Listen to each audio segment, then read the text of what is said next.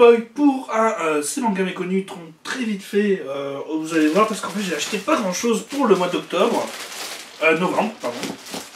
Parce qu'au mois d'octobre, eh ben, il y a très peu de mangas et de comics qui sortent. Il y en avait beaucoup plus en septembre, je crois, mais que je n'ai pas fait de vidéo sur ça. Bon, bah, c'est des choses qui arrivent. On va pouvoir, et vous allez pouvoir voir que j'ai pas acheté grand chose en comics. J'ai acheté surtout en fait du fascicule et que j'avais un mois de retard. Donc, en gros, voilà. En comics, on va aller très vite, hein, c'est simple. J'ai acheté en fait les numéros 7 et numéro 8 et le hors-série de ce mois-ci de tous les Justice League, enfin de tous les Urban Comics, Justice League Saga, celui-là c'est... non. Celui-là, non c'est pas le Batman Univers, il est où, il est là, couverture blanche. Celui-là c'est Batman Univers HS, donc ce mois-ci.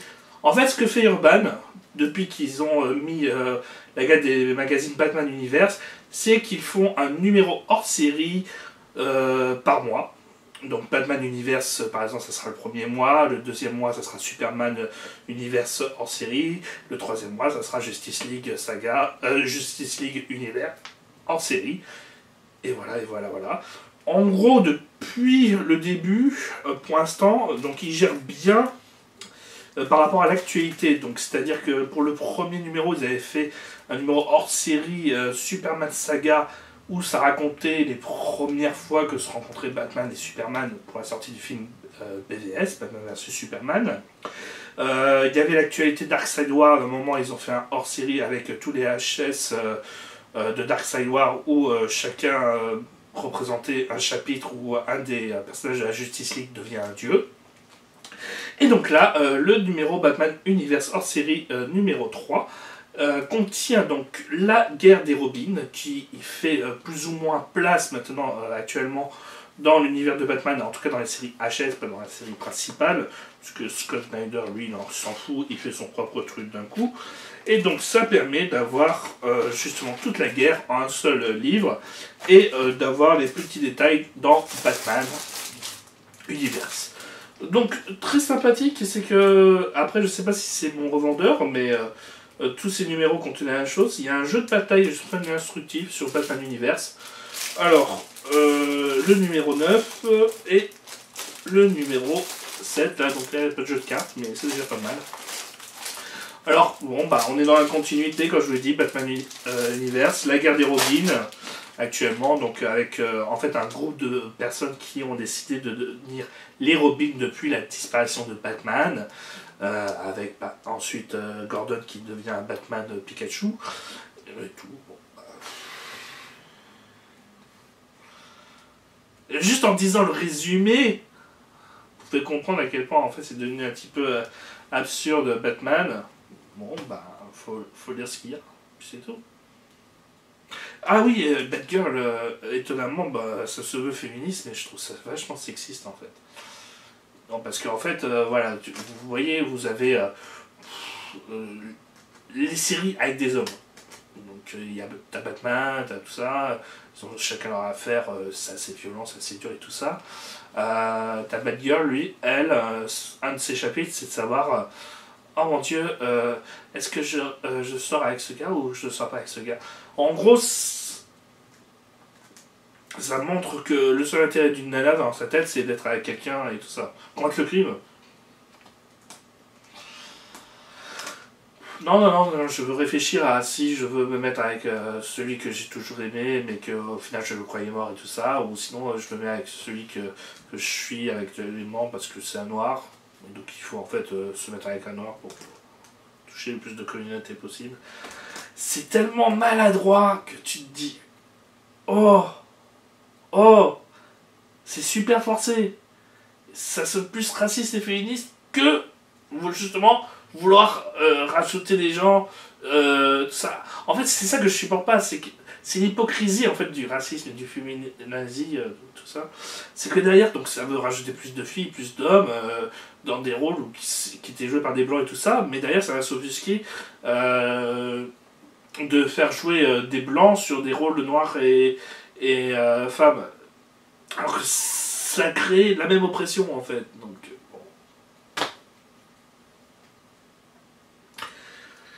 tenter de raisonner des genres qui sont dans une absurdité et une incohérence. En fait, en gros, c'est des scènes qui ont réussi. Hélas. Alors, ensuite, Justice League Saga. Alors, Darkseid War, donc lui, par contre, ça reste du grand récit, du grand moment. C'est vachement épique à tout moment. Et on réfléchit pas à homme ou femme. C'est tout simplement grandiose. Il se passe tout et n'importe quoi. Et ça finit à chaque fois sur un gros cliffhanger. Tu te dis, oh putain, j'ai envie de déjà voir la suite. Justice League International ou non, America. Derrière, je sais pas, mais donc ça se veut une petite histoire, mais ça pose beaucoup de questions à la place de Dieu, l'oppression, est-ce qu'on est d'accord enfin voilà, ça pose beaucoup de questions philosophiques et théoriques sur la place des dieux et des hommes, qui font que, même si le récit n'est pas vraiment épique et même un petit peu lourd de sens, et des fois en fait ça part sur des bonnes idées et des bonnes intentions, mais après tout de suite après ça s'éparpille ailleurs. C'est ça qui est dommage, c'est que t'as des bonnes idées, et ben derrière ils décident de créer autre chose tout de suite après et de ne pas donner de véritable fin au livre après. Ben, c'est dommage. On a toujours Flash, Green Arrow et Wonder Woman qui terminent le récit. Bon, je sais pas qu'est-ce que vous avez contre Wonder Woman. Personnellement, je trouve le récit plus ou moins bon. Enfin, je ne trouve pas catastrophique comme toutes les critiques le disent. Mais franchement, ou par exemple, j'ai plus de mal avec Green Arrow. Flash continue dans sa lancée. En fait, ça va tellement vite, tous les récits de Flash, ou trop lentement. Le combat contre Nega Flash a été vachement long. Qu'au final, on a. J'ai pas de proximité avec le récit. Je trouve qu'il n'est pas terrible. Je pense que je vais me rattraper avec Jim Jones présente Flash, qui va bientôt sortir chez Urban Comics, pour me faire plaisir avec ce personnage, mais pour l'instant c'est pas la joie. Ensuite, donc les Superman Univers qui continuent et finit True dans le top 7, pour ensuite passer à la fin donc, de ce Superman des News 52. Donc c'est le dernier arc. Je sais que normalement il est censé finir pour faire en sorte que lui meure, pour que celui d'avant les News 52 revient via Rebirth. Voilà. Après, ça reste de la bonne lecture. Mais là aussi, un petit peu maladroit et exagéré par moments. En fait, comme ça se passe dans le même univers et tout ça, toutes les séries sont obligées de se connecter, comme Superman Batman ou Superman Wonder Woman. Et donc, ça crée des incohérences entre chaque temps de récit. En fait, à la fin des News 52, donc ils savaient que le DCU, ils l'appelaient, je crois, ils savaient que en fait il y avait Rebirth qui était prévu, et t'as l'impression que les gars, en fait, ils essaient juste de remettre de l'ordre pour le Rebirth. Et donc, ça essaie plus de créer quelque chose, ça essaie juste de se corriger. Ce qui fait que bon, bah, ça devient un petit peu chiant derrière. Enfin bon. Ah, j'ai reçu des petits magazines ou des tapis de souris. Ah non, c'est des magazines. Voilà, avec des belles cartes. Et Last Man, donc, qui a fait un Ulule et que donc il y a le dessin animé qui est sorti sur France 3 là. Je sais pas qu'est-ce que ça vaut, donc je pourrais pas vous dire. Hein, je vais pas vous mentir. J'ai pas acheté beaucoup de mangas, donc j'en ai profité en fait pour acheter une série d'un auteur que j'adore énormément. Vous allez le voir parce que j'ai fait un de ces mangas méconnus sur cet auteur qui est. Alors, je vous sors les 4 tomes.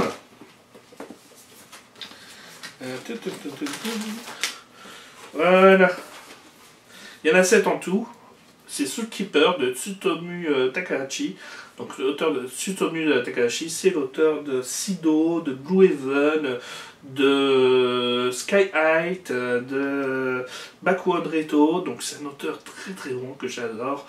Dans ses mangas méconnus, ses mangas méconnus, j'avais parlé de Alive, qui est un autre de ses mangas, qui a un style magnifique, je trouve, surtout dans le thriller, paranoïa et tout ça. Et tout. Dans le drame aussi, il s'en sort très bien. Hein. On peut le consulter avec Bakuon Reto, qui est un de ces mangas méconnus que je vais faire bientôt. Franchement, donc voilà, il a un style plume qui est magnifique, qui donne un côté estampe un petit peu à son dessin. Et derrière, il est très prenant et magnifique. Je pense que c'est un des meilleurs dessinateurs manga actuels, sans déconner. Et en fait, lui, donc.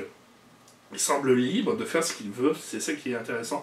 Dans un sens, il me rappelle aussi l'auteur Murakami Ryo. Bon, c'est peut-être parce qu'ils font un petit peu aussi dans le thriller à Stephen King, un petit peu horrifique. Mais voilà, Tsutomu Takahashi, ça reste un très très grand auteur que je vous recommande si vous n'avez jamais commencé.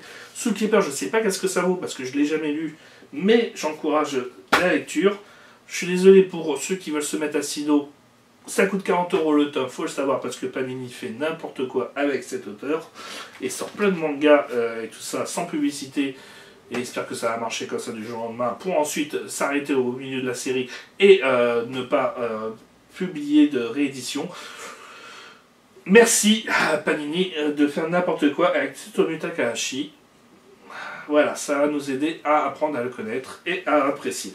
Et donc, comme vous pouvez constater, ben voilà, à part les 4 tomes de Soul Keeper, que je me suis forcé à acheter parce que sinon, à part ça, j'avais que 3 mangas. Voilà. Sinon, j'allais acheter que 3 mangas sur un site. Donc, je me suis dit, bon, bah, autant commencer Soul Keeper. Hein. Je sais même pas, en plus, en écrivant le C-manga méconnu sur Bakugan Reto, je me suis dit, tiens, est-ce qu'il y a un nouveau manga de Tsutomu Takahashi? Tiens, Soul Keeper. Donc, j'allais acheter le premier tome. Et ben au final, j'ai acheté les 4 premiers tomes. Donc, autant se faire plaisir. Alors, montage top 16. Ça continue, ça continue. J'espère qu'il y a moins de flashbacks et qu'on va enfin se mettre à l'histoire principale. J'espère qu'on va un petit peu avancer sur la chose. Parce que là, pour moi, ce manga-là, normalement, c'était censé durer 8 à 10 tomes. En tout cas, vu le scénario. Et là, donc, ils font durer ça tellement longtemps. Parce que ça a eu du succès et que ça marche bien, qu'au final ça attire le récit inutilement. C'est dommage. Mais bon, bah j'ai commencé, on termine. Dilemma, top 7. Alors normalement c'est le dernier. Et ça c'est dommage. Parce que ça pour moi, tu vois, vu que le scénario, c'est que derrière, bah ça aurait pu durer plusieurs tomes. Ça aurait pu durer largement plus longtemps. Je crois qu'en fait ça va durer encore. Peut-être que c'est le 8e tome, je me suis peut-être trouvé, qui est le dernier. Mais ça, tu vois, bah ça, tu vois, ce manga est tellement jojo, tellement loufoque et tout, qu'au final il pourrait durer ou faire des suites, un petit peu comme Jojo et ses arcs. Franchement, je serais pas contre. Voilà, c'est un côté burlesque et grotesque. Et ça se prend pas au sérieux, c'est ce qui fait que justement c'est largement meilleur Dilemma par exemple que Kiss Game, dans lequel ils se veulent dans le même genre, Kiss Game ou jeu d'enfant, voilà. Alors jeu d'enfant c'est bien maîtrisé dans le côté sérieux, même s'il y a vraiment un petit côté vraiment loufoque dans les épreuves et tout qui est vachement plaisante. Kiss Game se prend beaucoup trop au sérieux pour ce que c'est que cette merde. Et d'ailleurs il y a une 4e série qui est sortie, la Spirale. J'ai décidé de pas la prendre, j'en ai eu marre à force. Donc, bon, bah, je ne saurais jamais peut-être la suite ou la fin, mais je pense pas que ça avancera beaucoup. Terraform Mars, on continue à avancer, je pense, dans les derniers arcs de la série, et franchement, c'est vachement prenant. À chaque fois, en fait, donc, le style de la série est vachement sympathique et rigolo dans le sens où, en fait, t'as souvent donc un gars qui va être mis en avant, un personnage de la série, avec son Terraform Mars, et il va nous faire une leçon de science, l'auteur, en nous parlant justement de l'espèce qui est à l'intérieur du terrien, avec lequel il a fusionné, et ça permet d'expliquer ses pouvoirs, sa nature, sa manière de fonctionner, son corps et son anatomie, enfin voilà, tout ce qu'il faut pour apprendre. Et derrière, il va nous proposer quand même une baston badass. La voix off va nous expliquer justement ses pouvoirs. Et derrière, on a quand même donc une bonne baston bien sanglante, bien violente, avec le cafard et tout. Enfin, voilà, et l'évolution. Et sous fond de combat géopolitique, dans le sens, puisque bon, bah voilà, c'est. T'as d'ailleurs beaucoup de métaphores avec la Corée, la Chine, tout ça, qui se font une petite guerre de possession avec la planète Mars et tout. Et Franchement, voilà, il y a un mélange des genres qui n'est vraiment pas dégueulasse. Combat géopolitique, combat science-fiction, combat kung-fu, combat... voilà, t'as beaucoup de styles qui se mélangent avec Terraform Mars, qui en font un best-seller actuellement, ça se vend super bien. Hein. Donc voilà, Terraform Mars, c'est prévu pour continuer et se terminer correctement.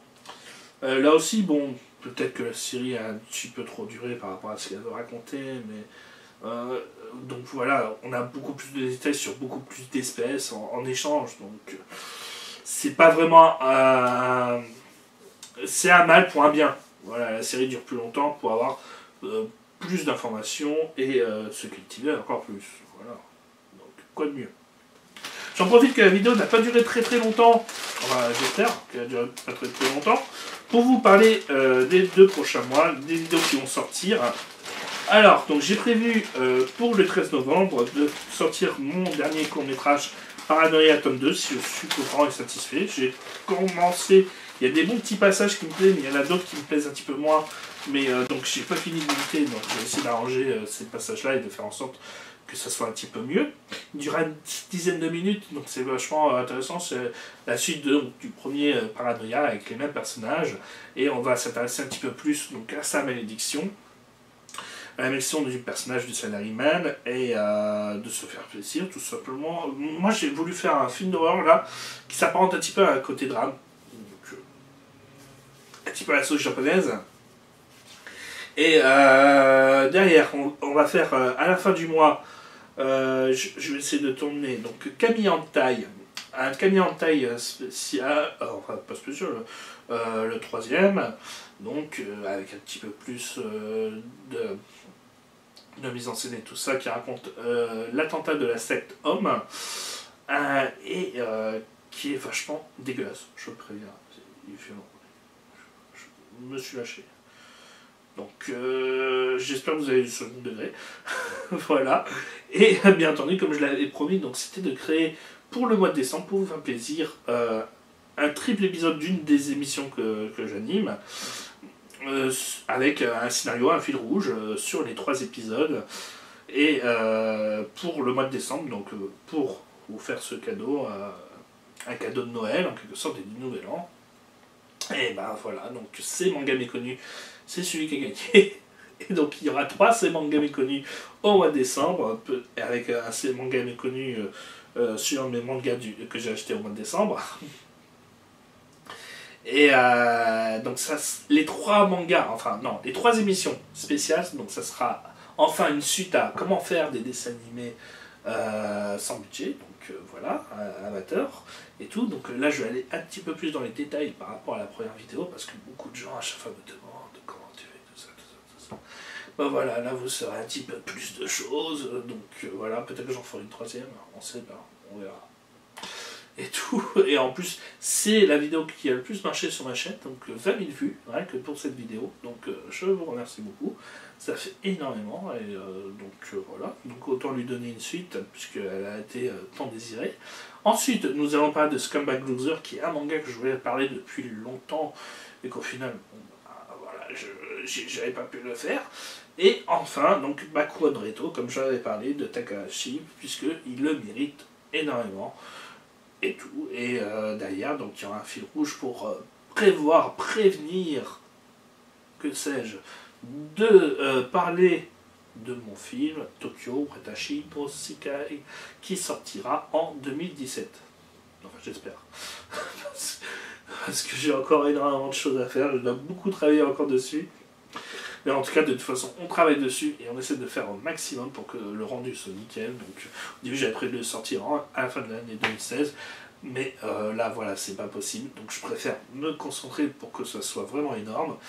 Et voilà, c'est tout. Et ça se trouve, ça sera pas mon premier long métrage, mais peut-être même mon 2e et 3e.